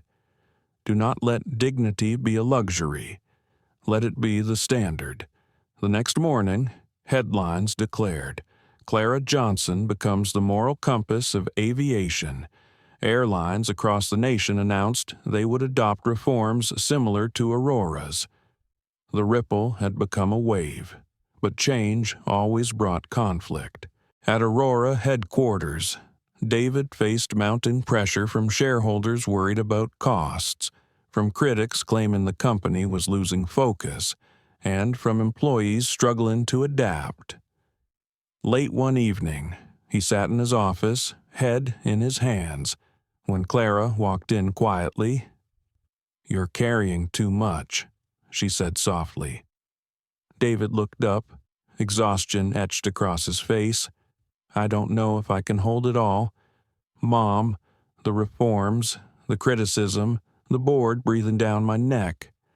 Some days I wonder if I made the wrong choice." Clara walked over, placing her hand gently on his shoulder. "The right choice is rarely the easy one. But, son, you are not carrying this alone. Every person who has spoken out, every passenger who writes their story, every worker who changes their heart, they are carrying it too. Trust them. Trust that you've planted seeds you may not live to see bloom." Her words steadied him for a moment. He wasn't the CEO under siege. He was her son again. The boy who had once needed her encouragement at the kitchen table. Meanwhile, Margaret's transformation deepened. One evening, after a long day in economy, she sat in her apartment and picked up her phone. With trembling fingers, she dialed Clara's number. When Clara answered, Margaret's voice cracked. "Mrs. Johnson," she said softly. "I don't expect forgiveness, but I need to tell you I was wrong, not just that night, but for years. I treated people like they were beneath me, and I thought it was just doing my job, but it wasn't the job. It was my pride, and I am sorry." Clara listened quietly, her heart swelling with both sorrow and grace. "Margaret," she said gently, "forgiveness is not mine to give alone. It is yours to seek every day from the people you serve. But I will tell you this, you have taken the first step, and that matters." Margaret wept softly into the phone. For the first time, Clara believed she might truly change. Brian, however, doubled down on his bitterness. When disciplinary hearings finally came, he sneered through the proceedings, blaming political correctness for his downfall. Within weeks, Aurora terminated his employment. The news barely made headlines, overshadowed by the sweeping reforms Clara and David had championed. For Clara, the personal journey was far from over. Though celebrated as a symbol, she remained humble, often retreating to her porch in the evenings with her knitting and her prayers. She thought often of her late husband, imagining what he would say if he saw her now. "You were always the strong one," she whispered into the quiet night, and deep within, she knew the reckoning was not just for the airline or the industry. It was for the nation itself a reckoning with silence, with prejudice, with the choice between comfort and courage. Winter settled over Washington, D.C., and with it came a slower rhythm to the whirlwind that had overtaken the Johnson family. Snow dusted the streets outside Clara's home, and from her porch she could see children dragging sleds down the sidewalks, their laughter carrying across the crisp air. It reminded her of her own childhood winters, long before airplanes and hashtags, when dignity was something her parents told her she would need to fight for every day. Clara sat inside by the fire, knitting steadily. The flames crackled softly, but her mind wandered to the faces she had seen in recent weeks, passengers in tears as they recounted their humiliations, executives squirming under her calm words, strangers stopping her in grocery stores just to whisper thank you. She had become, unwillingly, a vessel for the pain of many, and though it was heavy, she bore it because she knew the silence of the past had been heavier still. David entered the room with a folder under his arm, his steps purposeful but weary. He dropped the folder on the table beside her, knitting. "Mom, I wanted you to see this." Clara set her needles aside and opened the folder. Inside were pages of reports, graphs, testimonies, financial forecasts, but one section caught her eye. Passenger satisfaction up 37% since reforms began. She looked at David, her brow lifting gently. "That's something." He nodded. "It's more than something. It's proof we're on the right path, but it's also costing us. Some investors are threatening to pull out. They say the training and cultural programs are wasteful." His voice dripped with frustration. "They don't see the bigger picture." Clara touched his hand lightly. "They rarely do at first. You can't measure dignity in dollars, son, but you can measure the cost of losing it." David sighed, leaning back. "I know, but sometimes I feel like I'm fighting two battles, one for justice and one for survival."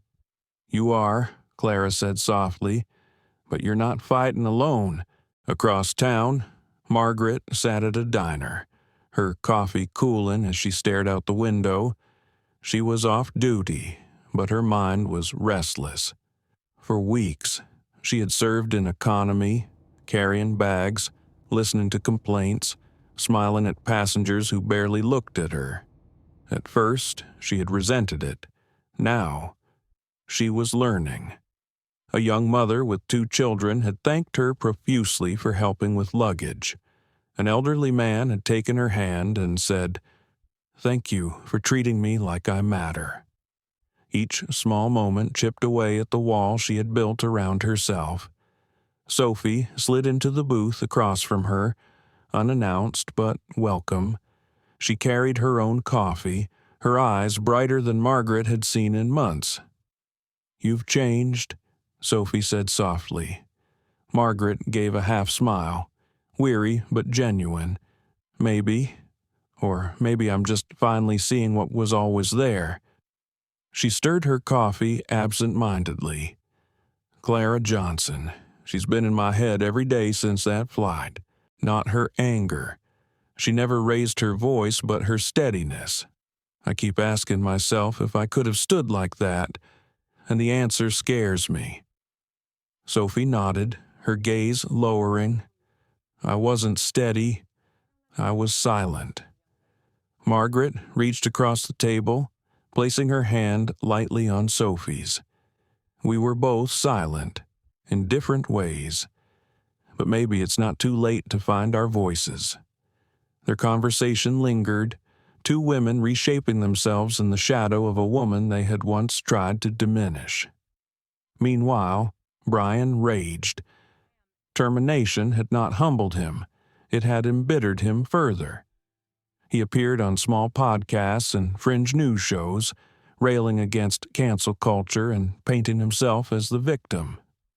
His words found a small but eager audience online, stoking division. But the world was moving on without him, and the bitterness in his tone only revealed how hollow his fight truly was. For Clara, healing came slowly. Some nights, she still dreamed of the humiliation, Margaret's clipped tone, Brian's smirk, the eyes of silent passengers watching as she was forced to move. She would wake with her chest tight, gripping her bracelet until the memory faded. But healing also came in new forms. Children wrote her letters for school projects, calling her Grandma Clara. Civil rights groups invited her to speak. Church choirs sang in her honor. She accepted the gestures with humility, never letting the attention distract her from the core truth. She was just one woman who had refused to move. At one council meeting, a young man stood up, his voice trembling as he spoke. "Mrs. Johnson, when I saw you on the news, I thought of my own mother. She never fought back when they treated her badly. She just swallowed it. But because of you, I told her story for the first time. And she cried, because she realized her silence wasn't weakness. It was survival. But now she knows her voice matters too." Clara's eyes filled with tears as she reached for his hand. "Your mother is brave. Don't ever doubt that. And now, you're brave too, for speaking it out loud." David watched the exchange, his chest tightening with pride. This was what he had hoped for, not just reform, but resonance, not just policy, but people finding strength through his mother's example. Yet, the division in the country reminded them that progress was never universal. While many embraced the reforms, others clung to resentment. David received anonymous threats. Clara's mailbox filled with both gratitude and hate. She read the hateful letters once, then burned them in the fireplace. "I've carried heavier words before," she told David calmly. He wanted to protect her from it, but she refused to be shielded. "If I hide from their words, they win," she said firmly. "And I've spent my life being told to move aside. I will not move now." One Sunday, after church, Clara walked slowly down the steps with David at her side. A stranger approached a middle-aged white woman, her hands trembling. "Mrs. Johnson," she said, her voice cracking. "I was on that flight. I sat in first class. I stayed silent. I should have spoken." Clara looked at her for a long moment, the memory of that night flashing in her mind. The shame in the woman's eyes was unmistakable. Clara reached out, taking her hand gently. "It's never too late to find your voice," she said. The woman wept, clutching Clara's hand. David watched, realizing again that his mother's strength lay not in anger but in grace. She was able to turn guilt into growth, silence into sound. At home that evening, Clara sat in her armchair, her knitting in her lap. She looked at David and smiled softly. "You know, son, I think your father would laugh at all this. He'd say, 'Clara, you always had a way of making noise without raising your voice.'" David chuckled, though his eyes glistened. He'd be proud, Mom, more than proud. Clara gazed at the fire, her heart both heavy and light. She had not asked for this fight, but it had found her, and she had carried it as best she could. Healing was slow, division remained, but hope was alive, and in that hope she saw the beginning of a better future. Spring arrived in Washington, D.C., with blossoms lining the streets, but for Clara Johnson, the season brought more than flowers. It brought invitations, phone calls, and unexpected visits from people she had never met: pilots, teachers, nurses, and even high school students. Each one came with a story, and each story seemed to echo her own in some way. One morning, Clara sat at her kitchen table with a cup of chamomile tea when the doorbell rang. She opened it to find a young man in his 20s holding a worn leather briefcase. He introduced himself as Marcus, a law student at Howard University. His voice shook as he spoke. "Mrs. Johnson, I wrote a paper about you, about what happened on Flight 601. My professor said I should deliver it to you myself." Clara welcomed him in, offering tea. As he opened his briefcase and handed her the paper, she noticed the title, "Unseen Until They Stand: The Quiet Power of Resistance." Clara smiled softly. "That's quite a title." Marcus flushed. "I wanted people to see that strength doesn't always shout. Sometimes it sits calmly in seat 2A and refuses to be moved." Clara read the first few lines, her eyes misting. She had never thought of herself as an example for anyone. Yet here was a young man shaping his future on her story. She looked at him with warmth. "Thank you. Marcus, your words will carry further than you know." Meanwhile, David found himself invited to international conferences. Aurora Airways had become the face of reform in aviation, and though David often felt the pressure of being scrutinized, he leaned on his mother's example. In New York, at a gathering of industry leaders, he stood before a packed room. Screens displayed his company's reforms, from mandatory bias training to transparent passenger complaint systems. David's voice rang clear. "We once thought safety meant keeping order in the cabin. Now we know safety also means dignity. A passenger stripped of respect is a passenger who has been harmed. Aurora Airways will not stand for that harm any longer." Applause filled the hall, but what struck David most was the sight of CEOs from rival airlines taking notes. Later that evening, one of them approached him quietly. "Your mother's courage," the man admitted, "has made us look at ourselves in ways we never dared. I may not like admitting it, but she's forced us to confront what we've ignored for decades." Back in Chicago, Margaret continued her service in economy. She had begun keeping a journal, each entry a reflection on what she learned daily. One passage read, "A passenger asked me today why I seemed so careful with their tray. I realized it was because I had once been careless with dignity, careless with respect. That carelessness cost me more than I could ever repay." Sophie, too, had changed. She volunteered for community outreach, speaking with high school students about the dangers of silence. "I didn't shout racial slurs," she told them. "I didn't throw anyone out of their seat. I just didn't speak up. And silence can wound just as deeply." The students listened, their faces sober, some nodding with the recognition of their own silent moments. Brian, however, spiraled further. His bitterness made him a frequent guest on late-night talk shows that thrived on outrage. He mocked Clara by name, insisting she had exaggerated the humiliation. But each time he spoke, public sympathy tilted further away from him. Sponsors cut ties, and eventually even the shows stopped inviting him. Alone in his small apartment, Brian scrolled through hateful messages from the strangers who once supported him. His arrogance had left him isolated, his voice drowned by the growing chorus calling for change. Clara did not watch his appearances. Anger only multiplies if you feed it, she told David.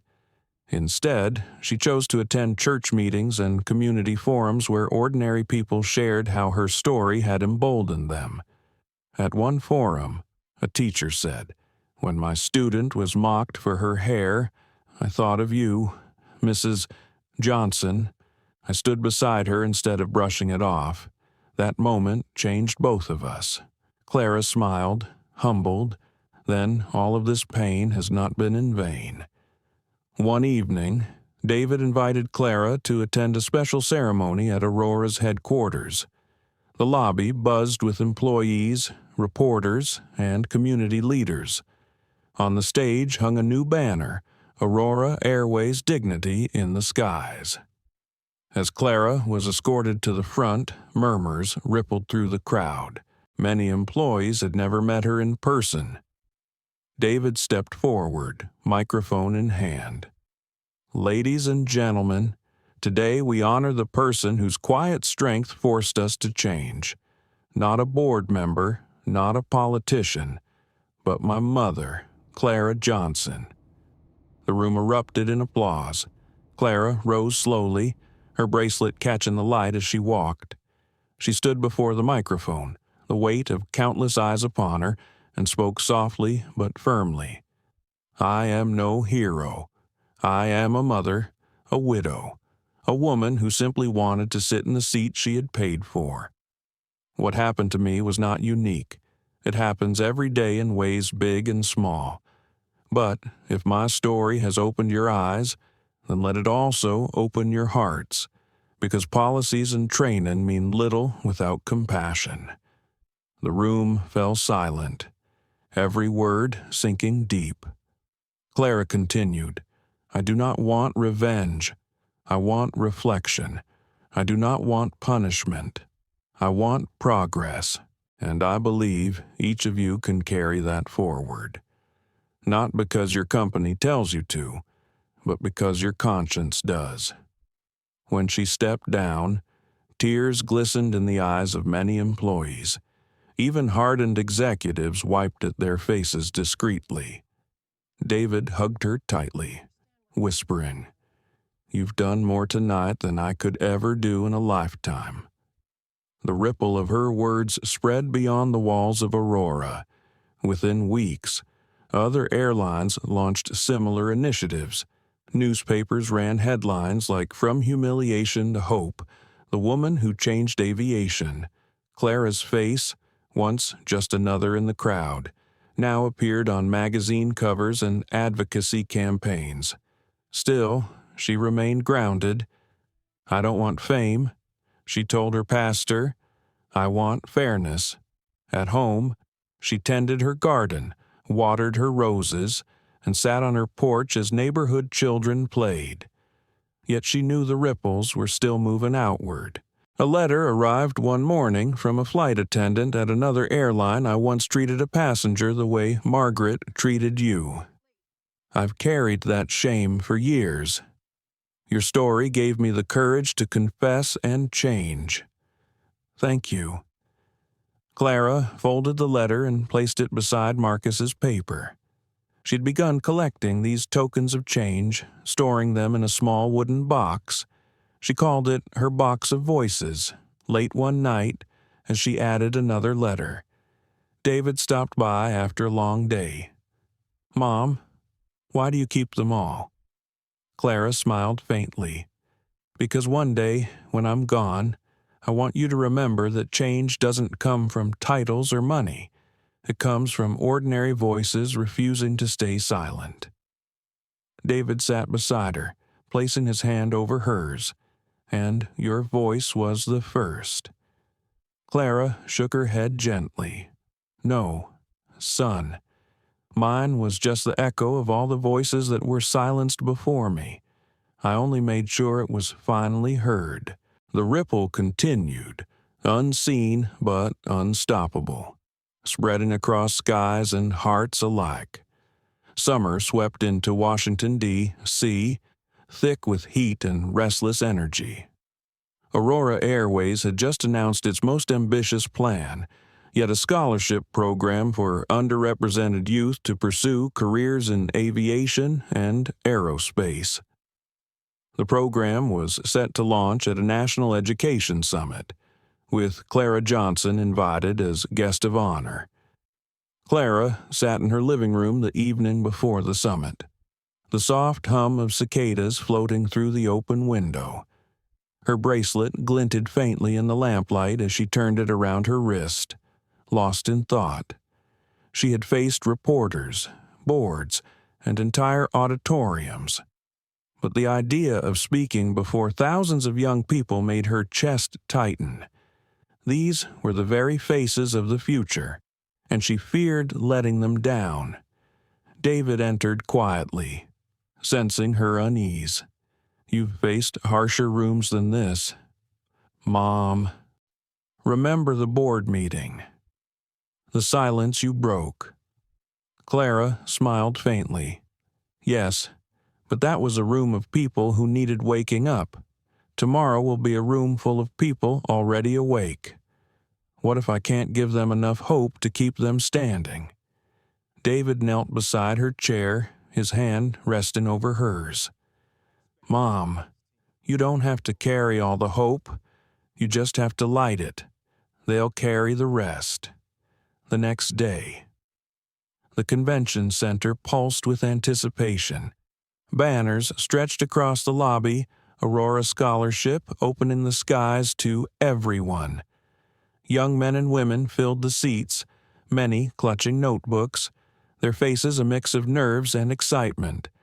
David delivered the opening remarks, his voice steady but full of emotion.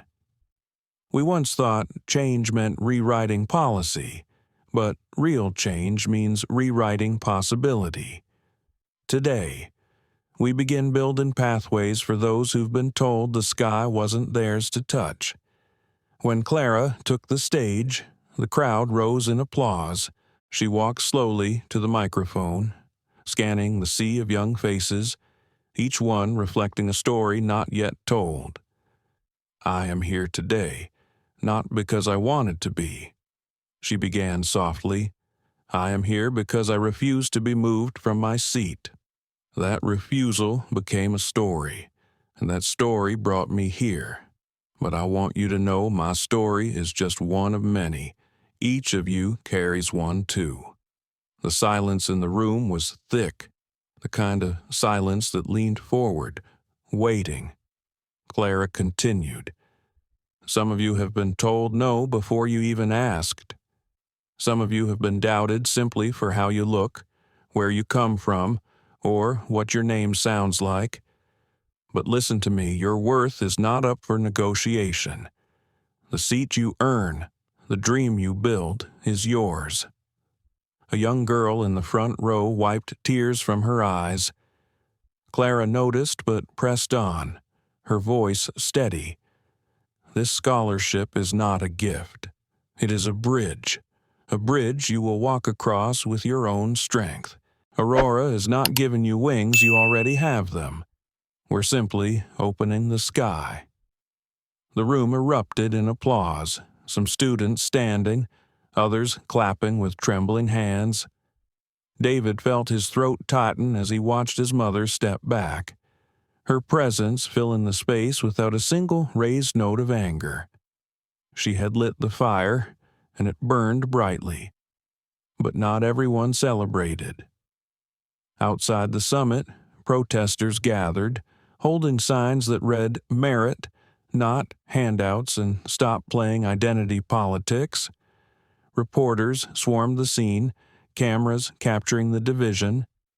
Later that evening, David sat in his office, staring at the television as pundits debated Aurora's program. "It's just pandering." One scoffed, "Scholarship should be about achievement, not skin color." Another countered, "But isn't opportunity part of achievement? If you never get a chance, how do you prove yourself?" David muted the screen, his jaw tightening. Clara entered quietly, carrying 2 cups of tea. She set one in front of him. "Don't let the noise drown out the truth." "They're saying it's politics," David muttered. Clara sat across from him, her gaze calm. "Of course they are. Progress always sounds like politics to those who fear losing their privilege. But listen carefully. Son, it isn't politics to feed the hungry. It isn't politics to lift the fallen, and it isn't politics to open doors that should never have been closed." David exhaled, her words cutting through his frustration. "Sometimes I wonder if we're moving too fast." Clara leaned forward. "Justice is never fast. What feels fast to them is late to us. In Chicago." Margaret followed the summit coverage on her phone during her break. She watched Clara's speech twice, both times with tears streaming down her face. She closed her journal and wrote a single line. "Her dignity became my mirror." That evening, she emailed Aurora's HR department, requesting to join the company's new diversity council. "I need to be part of building the culture I once damaged," she typed.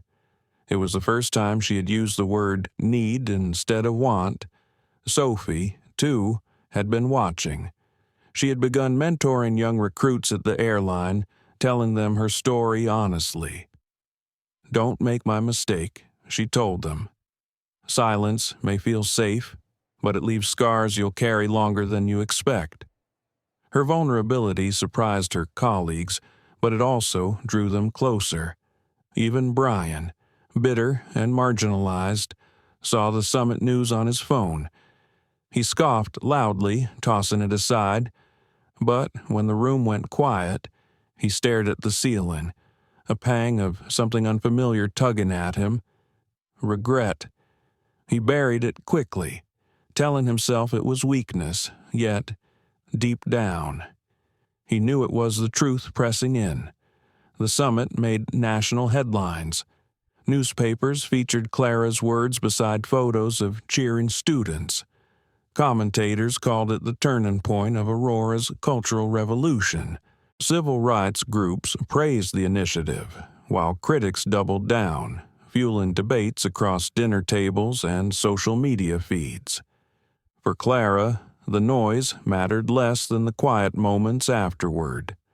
Letters poured in from students who dreamed of flying, engineers who longed to design, and parents who had never dared to believe their children could reach the skies. One letter, handwritten in shaky script, came from a grandmother in Alabama. "I've never been on a plane in my life, but because of you, my granddaughter believes she can fly them. I don't know what that means for her future, but I know it means hope, and that's enough for me." Clara read the letter aloud to David, her voice trembling. He wiped his eyes, unable to hide his pride. "Mom, do you realize what you've done? You've turned one painful moment into a movement." Clara shook her head gently. "No, son. I've only reminded people of what should have been true all along. That dignity isn't optional." The summer air was thick as they sat in silence, the weight of her words hanging between them. Outside, fireflies blinked softly in the dark, tiny sparks of light moving steadily through the night, just like the change Clara had set in motion. Autumn leaves drifted across the streets of Chicago, painting the sidewalks with shades of gold and crimson. Clara Johnson sat on her porch, wrapped in a shawl against the evening chill. She had returned for a short visit to the city where her ordeal began. The place where a single humiliating flight had unraveled into something far greater than she ever imagined. David insisted on accompanying her, though Clara smiled knowingly. "You're afraid I'll stir up more trouble, aren't you?" she teased. David chuckled, his eyes soft. "Mom, you don't stir up trouble. Trouble finds you and then learns its lesson." They shared a laugh, but both knew this visit carried weight. Aurora Airways had arranged a ceremony at O'Hare International Airport, unveiling a new initiative, a permanent passenger advocacy office located in the very terminal where Clara had been escorted off her flight. For David, it was about institutionalizing reform. For Clara, it was about reclaiming the space where her dignity had been challenged. On the day of the ceremony, the terminal buzzed with reporters, employees, and travelers who paused to watch. Banners read Aurora Airways every seat, every voice. A small stage was set near the departure gates, where David stood with other executives. Clara was escorted to the podium amid applause. She looked out at the faces before her, some curious, some supportive, a few skeptical. Taking a steady breath, she began.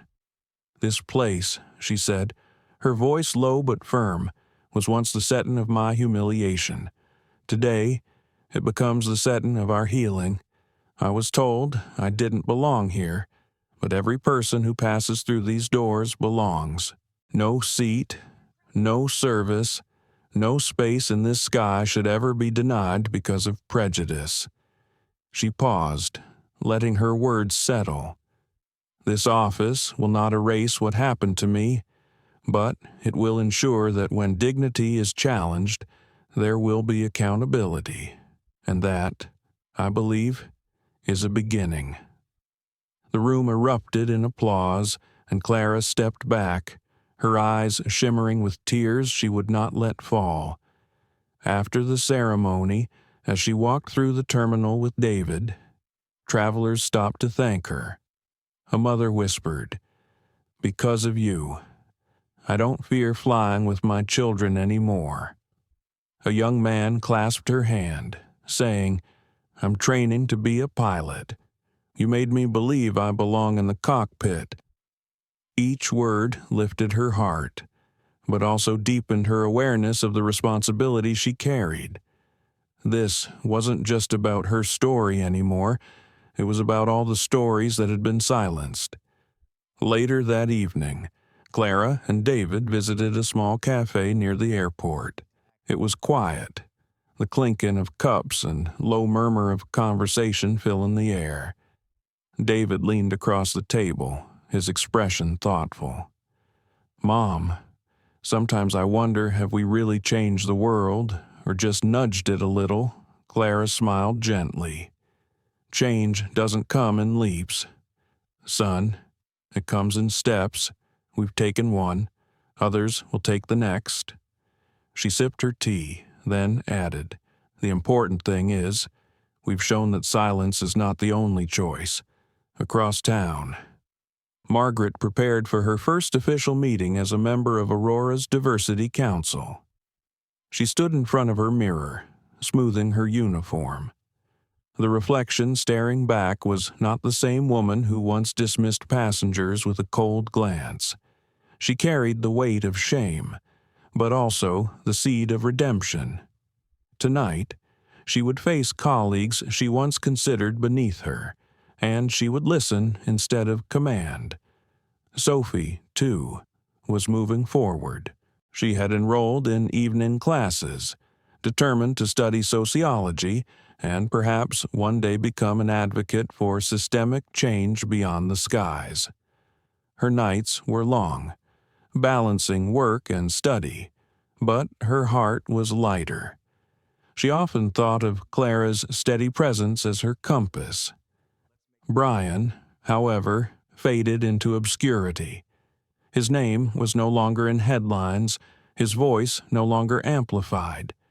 He moved from one odd job to another, grumbling about what they took from me. But the world had moved on, uninterested in bitterness that clung to the past. For Clara, the journey had come full circle. She returned home to Washington, D.C., where the garden she tended bloomed late into the season. She sat on her porch with her knitting, her bracelet glinting in the fading light. Children played nearby, their laughter carrying into the evening. David joined her, settling into the chair beside her. "Mom, you know the scholarship applications have doubled since the summit. We're seeing kids apply from places we never thought would reach us." Clara's eyes warmed. That's the real victory. Son, not applause, not headlines opportunity. They sat in silence for a while, watching the sky darken, stars pricking through the velvet blue. Finally, Clara spoke, her voice soft but steady. "Do you remember what your father used to say? He'd say, 'The world will try to shrink you. Don't let it. Stretch wide, even if it scares them.'" David smiled faintly. "You stretched wide, Mom, wider than you know." Clara's gaze lingered on the stars. "I only held my seat. The rest was God's doing." As autumn deepened, Clara continued her quiet life. She still received letters, still spoke at events occasionally, but mostly she cherished the simple rhythm of her days. She had become, to many, a symbol of dignity. To David, she remained simply his mother, the woman who had raised him with stories, who had taught him to see dignity not as a prize, but as a birthright. One crisp evening, she opened the wooden box where she kept her voices, the letters, essays, and stories others had sent. She read a few, her heart swelling with gratitude. Then she closed the box gently and whispered, "May these voices never fall silent again." The journey that began with humiliation had ended in hope. Clara Johnson had been told she didn't belong, but her refusal to accept that lie had lit a path for countless others. And though the fight for dignity was far from over, the circle of change had begun to widen, one voice at a time. Clara Johnson's story is more than an airline scandal. It is a reminder of the quiet strength that lives in each of us. At her age, she had endured a lifetime of being told to move aside, yet she chose dignity over silence, and in doing so, she inspired not only her son, but also countless strangers to find their voices. For older generations, this story carries a powerful truth.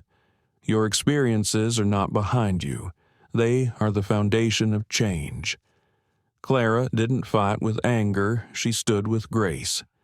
That grace reached further than shouting ever could. Her calm defiance proved that it's never too late to spark transformation, and that even the most ordinary acts like holding onto your seat can ripple into extraordinary change. The lesson is simple, yet profound respect is not a privilege. It is a right, and when we stand for it, we give courage to others to do the same. Clara's story reminds us that our dignity is unshakable, no matter our age, no matter the circumstances. Thank you so much for watching and sharing this journey with us. If Clara's story moved you, don't keep it to yourself. Please like, share, and subscribe to our channel. Your support helps us bring more powerful stories of dignity, justice, and hope to the world.